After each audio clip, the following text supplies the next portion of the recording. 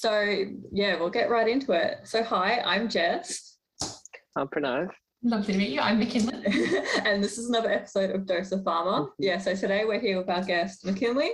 And yeah, so we're going to talk a bit about her inventions, and we're going to talk about having confidence when you're young in the workplace and, well, in the world. So to start off, yes, can you just tell us a bit about yourself to introduce yourself to our listeners?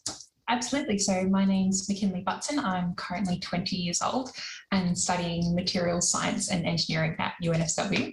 But my journey in science engineering, I think, started a long time ago. I've been inventing and kind of playing with science since I was about 7. My first project was coming up with a pair of sunglasses. That was because of a strange obsession I had at the time.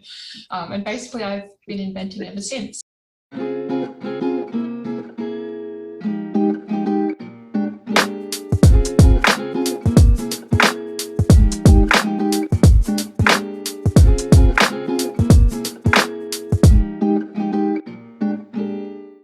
I've created inventions and done science projects in the field of radiotherapy for cancer treatment, looking at how to provide safe drinking water to developing communities, kind of very, very broad topics, but all of them have been STEM related. Yes, is that like just your love of inventing rather than being like a specific like area of passion? It's just like everything. Absolutely, it certainly always was. When I came to university and trying to narrow down what I wanted to do was a very tough choice. Oh gosh, it definitely would be if you've got such broad interests like that. Absolutely. So where does like the inspiration for these ideas come from? Yeah, I think I always knew I was interested in STEM, like the science, kind of that curiosity. It was always a big part of me. And so my projects were really just whatever I was interested in at the time. So some of them started out from school assignments. So one of them, looking into water for developing communities, actually stemmed from a Year 9 geography assignment. And clearly I wasn't too interested on that and was thinking about other things. And other ones, for example, the project in radiotherapy, my dad worked in the field, and so that just started as a conversation over the dinner table. So it was really just whatever took my fancy at the time. That I thought I could, contribute and maybe help out and use my passion and hobby in STEM to do. Because you've been inventing for a long time, and obviously everyone, there's obstacles, there's challenges you need to overcome. So did you ever have the sense of doubt when you were in process of actioning these ideas? Absolutely. I think for me, it was all kind of in my backyard or in my garage for the majority of my life. It really was, for me, it just started and really was just a hobby. It was, some people would do, swimming or music. I was doing science and such. So for the longest time, I didn't have any doubts. It was just, I was going through the scientific process and I was researching and all that sort of stuff. But it wasn't until I actually kind of got more into public as I got older. So I was very fortunate enough in 2018 to be given the New South Wales Young Australian of the Year Award. And that was an amazing honour, something I never expected, but it really was a turning point because until then, most of my projects had just stayed in the backyard and they were kept to myself. And it wasn't until I was receiving these awards and, I started doing public speaking and trying to advocate for young people in STEM that I started to feel a bit of an imposter syndrome. Especially because, in the world I was being called a scientist, people were like, oh, you're an amazing scientist, you're an awesome young inventor. But at the same time, I was actually in year 11 and was failing my science subjects at school. Science, my best subject in year 11 and 12 was actually English literature. And maths I had to drop from the advanced level to the general level. So it was really tough for me to kind of have those two very, very oppositional kind of the world telling me one thing and my school marks telling me another. So there was a lot of doubt and I dealt with a lot of anxiety during those years. But I think I came to the point where I realised it was really just like, the school system is one measure of success and, getting that 99.95 ATAR. And, I wasn't the best at that, but I was really good at being successful in my own inventing and own path, which is a completely different way of doing it. So yeah, I think eventually, those doubts came into actually, no, you know, my strengths don't lie in taking tests. My strengths lie in other areas. Yeah, I agree with that. I mean, it's just a piece of paper anyways, and exactly. Apple was started in the garage, and look where it's now. So you never absolutely. you know. yeah. So you said that like you struggled a bit in school. So were you like supported by your peers when you were doing this stuff at school, or they were kind of like, this girl fails in math class? How is she able to go do that? Yeah, so it was, I think that's more a bit of a joke, as in a lot of my friends were often like, haha, you know, this person's an award-winning scientist, but I beat her on the exam. So it was always a bit of a laugh. You know, my friends always definitely kept me grounded and made sure, you know, I wasn't getting to, you know, head up in the clouds sort of thing. It was good. Yeah, what else are friends for? Yeah, exactly. Reality. When did you like you started inventing it when you were 7 years old? But did you ever realize before that you know, like there's something inside you that yes, you know, this is the path where I want to be inventing stuff, creating my own designs and etc. etc. Yeah, look, I mean, when I was 7, that was sort of the first like tangible invention. I sort of like went through a process and like research and made it and remade it and all that sort of stuff. But I've definitely, you know, I was a super curious like toddler and child as well. And so I always was, you know, we've got photos of my brother and I, my older brother and I doing science experiments on the kitchen table. And so, you know, I think it was always an intrinsic part of me. And it wasn't really until school and high school even really that I kind of already had this passion and hobby, and then was in science class. I was like, oh, that's what it is. They have a name for this thing. I think it's one of those things that I've always, as I said, you know, I've always known, whether it was just a part of me that, you know, I've always known I wanted to be in STEM. Where in STEM exactly I wanted to fit in was a bit more of a difficulty in deciding. But yeah, I think just that natural curiosity, my parents definitely helped to foster that and encouraged me in that. So that certainly helped, but I think it's always been part of me. You mentioned briefly earlier that you're doing stuff to help people like overcome difficulties in STEM and to feel accepted in STEM. Can you tell us a bit more about that? Absolutely. So one of my most recent endeavours, it has been starting a not-for-profit called Passionately Curious. And what we're doing with Passionately Curious is basically trying to provide equal access of opportunity to students in STEM. So during my journey, I was fortunate enough to go to the International Science and Engineering Fair. The team that I was a part of, we had some rural students as a part of it, and I got to know one particular girl really, really well. And it was an amazing kind of reflecting back on it and watching her go through that journey. She started off as incredibly shy, she, you know, has said she felt like she didn't quite fit in, and a lot of those things. And then by the end of it, you know, she's gone on to establish an awards program for rural women in STEM.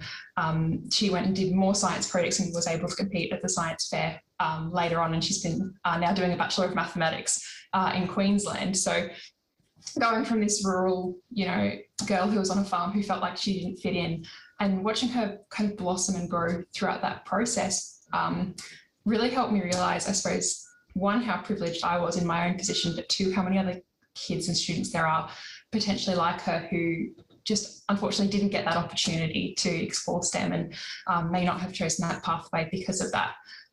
You know, I've always been that kid that, you know, I was always going to do STEM no matter what. Like you know, my gender or where I came from, I don't think that was ever going to be an aspect for me, but for so many other students and young students, that can play a big part.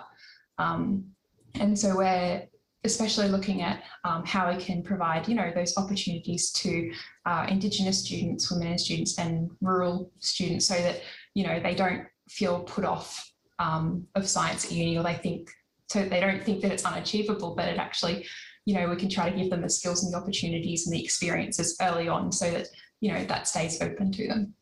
Oh, that's wonderful. Really good. Yeah. Yeah, like I wasn't sorry. No, go on. I was going to say, I wasn't sure, like, if I wanted to go into STEM for like a long time. I wasn't sure what I wanted to do for a career. And then it was my teacher in year 10 was really passionate about like the sciences, and it was his passion that really like allowed me to realize that this was possible and something I could do. Absolutely. So I think it's so great to hear that you're doing that for other people. Yeah, it's so true. I mean, all it takes is, either that one person or that one experience for someone to, like you, realize that it is possible and they can do that. Yes, that's what we're hoping to do with the organisation. Yeah, and I really relate to that as well, because for me as well, like in grade 11 and 12, I had to drop biology because I wasn't good at it at all. But now, like, I'm doing research, which is like 80-90% biology. It's just like, it's sort of ironic, but you still get it. Like, there was always a part of me that like wanted to go this way, but again, it's all about that, the pathway you take, the way it's taught, and all of that. But yeah, I relate to you. Exactly. There are so many contributing factors. I'm doing my degree is very physics heavy, and I always struggled at maths. So, but now that I'm at university, and I think applied in I can apply it in situations where it's interesting to me. It makes a lot more sense. Yeah, application is really important. Like, even when it comes to science, it's like I think a lot of our students at uni would understand once you go into the actual workplace, and once you actually work in lab, it's just a lot more clearer, because that's actually when you can start visualizing what you've been sort of learning or sort of memorizing. Because I think for the first few years, it's basically just rote learning. You're just memorizing. At least for biology, a major part of it is just learning. But yeah, like, it really helps. We can actually visualize. So like, even for you, when you first invent something, that's when you substantiate and like you solidify your concepts almost. Absolutely. Yeah. I mean, it just puts it into practice in something, tangible that you can look at, prod, understand how it works. Absolutely. Something like so cool about your inventions as well as having that as a hobby, to like be able to make something that's actually like useful and tangible, and it's like, sorry, it's just so cool. I can tell you some of the inventions weren't so glamorous. One of my, I think it was either my year 6 or year 7 project, I can't quite remember, was made, part of it was comprised of a syringe, like, not like a needle syringe, just a regular syringe, fishing wire, and a McFlurry spoon, like the McDonald's McFlurry spoons. So it's not all glamorous. What was the purpose of that invention? It was looking at providing the most accurate way for delivering medicine orally to children. So at the time, I think over the 3 years prior, I had swine flu, and then I had pneumonia, and then I had whooping cough. So I'd been in hospital 3 consecutive years, and I was like sick of taking medicine. But yeah, it just came from noticing that sometimes medicine, like, the medicine cups, sometimes medicine was left behind, or like, all the teaspoons are super different, like teaspoons are all different sizes. There's no way they're all the same. So yeah, I was just exploring that and then finding what would be the most accurate way to deliver medicine to children. But yeah, McFlurry spoon. Did you ever have a certain role model in the STEM field that you always looked up to? Because you say your dad always worked in radiotherapy. So was your dad your role model, or did you have any other figure that you went for advice or just like looked up to for your inventions or just inspiration? Yeah, look, I think inspiration wise, there are so many amazing scientists out there. One of my personal favorites is Richard Feynman, who's dead. I've never actually met him, but he's just a favorite scientist of mine. Quantum physicist, and just the way he was able to, I think, communicate and communicate his science, which was incredibly complex. And you think quantum physics, you think like, oh my goodness, who's the smartest people in the world? And he developed one of like potentially the most simple diagrams and methods of communication, visual communication for his science. And that's always been something as well, like, reading his books and the personal things he had to overcome. I think he was a great inspiration for me as far as like, that kind of figurehead that you look up to. But I think a bit closer to home, I think it was just a combination of everyone championing me on. There's the phrase, it takes a village, and it really does. It was a combination of my family who would encourage me and support me. I had a phenomenal teacher, science teacher in years 11 and 12, who really helped me get through, I think, a lot of that anxiety and imposter syndrome in myself, but also, encouraging me and helping me with the science as well as people who I'd made connections with through the science competitions. It's really, I think it was a combination of all those sorts of people, all doing their little bit. So have you found that your confidence has grown as you've gained more recognition for your work? I think yes and no. I think it was there's certainly a point where the more recognition I received, the less confident I felt. But that was, I think, that was me really struggling with my mental health at the time. I was, going through that period of time, the stresses of year 11 and 12. And, I was never the person who liked public speaking. If you had asked me in year 10 if I thought I would be doing public speaking constantly now, I would have been like, absolute joke, like no way. I used to have panic attacks before speeches. It was really quite awful, but I think, it was a process of, it was a big personal growth period for me. And part of that was recognizing, in my work, there are always going to be people who are saying, oh, she's young, she couldn't have done it, or, those must be wrong results or something like that. But, for me, I think I came to a place where I realized, the science doesn't lie. I feel confident, I know I've done the right methods. I know, these are the results of repeated validations. Statistically, it is correct. So, my science is valid. And I think there was a lot of just the personal things at the time that, was making me doubt myself. But, once I could go through those sort of teenage years and such, that pretty much, I'm sure everyone goes through similar things. It was able to grow confidence, not only in my science, but also myself, and come to a place where I actually love public speaking now. Never would have thought it. Oh yeah, watching your TED talk, I never would have thought that you were like nervous about like public speaking. Like I actually fainted straight after my TED talk because I'd got on off a plane, I think 2 days before, from Sweden. I was competing in a science competition over in Europe, so I was fresh off a plane and so panicked. I think afterwards, I don't know what my brain must have. I'm sure there's some like physiological thing going on there. I got to that backstage and I just fainted straight away. It was an incredible experience. That wasn't a fault of any of the organisers. That was just 16-year-old me panicking a bit. Yeah, it would be a very overwhelming experience. Yeah. Amazing, but a lot of pressure. Yeah. Oh, especially if you're nervous about public speaking, to have to go speak in front of so many people. Yeah. But couldn't even tell watching you. But wow. It would be great to see you talk now sometime when you're confident. I'd love to see the difference. It is. I mean, I've had so many people be like, what do you mean? There's no way you could have been nervous. And it's funny because I watched it back, and even my teacher watched it back, and this was a couple of years ago. And there's this one moment where I had, because I had the whole thing memorized. There's this one moment where I ad-libbed a joke. And I can see on my face, because I remember ad-libbing the joke and then forgetting my next line straight away. And this one moment of panic that I can very clearly see on my face, where I'm smiling and this is split second. Even my teacher, I think he knew me so well, but he was like, yeah, I noticed that moment. It was right after here. That wasn't planned, was it? I was like, no. But yeah, it's just one of those things that it really is practice. Not practice makes perfect, but you're always looking how to improve, and the more you do it, the more comfortable you become, as with anything. For your age, you've obviously achieved a lot, and I think a lot of people are seeing your journey. I think a lot of people, especially young people, will get inspired. So, what sort of advice would you give to just a young kid who's just playing with stuff in the backyard and just thinking about science and stuff, but just trying to find that inspiration? So what sort of advice would you give to someone? Yeah, look, I mean, two of my favorite quotes, and I'm going to absolutely steal other people's quotes here. Not my own advice, I'm just going to pass it along.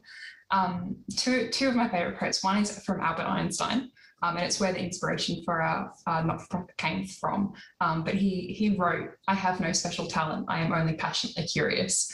And, I think for me, arguably one of the greatest minds, scientific minds who has ever lived, writing that and having that conviction that, really he was just driven by a passion for curiosity. And that's, that's why he explored science. And, that's my first piece of advice. If you're passionate, if you're curious about something, go explore it.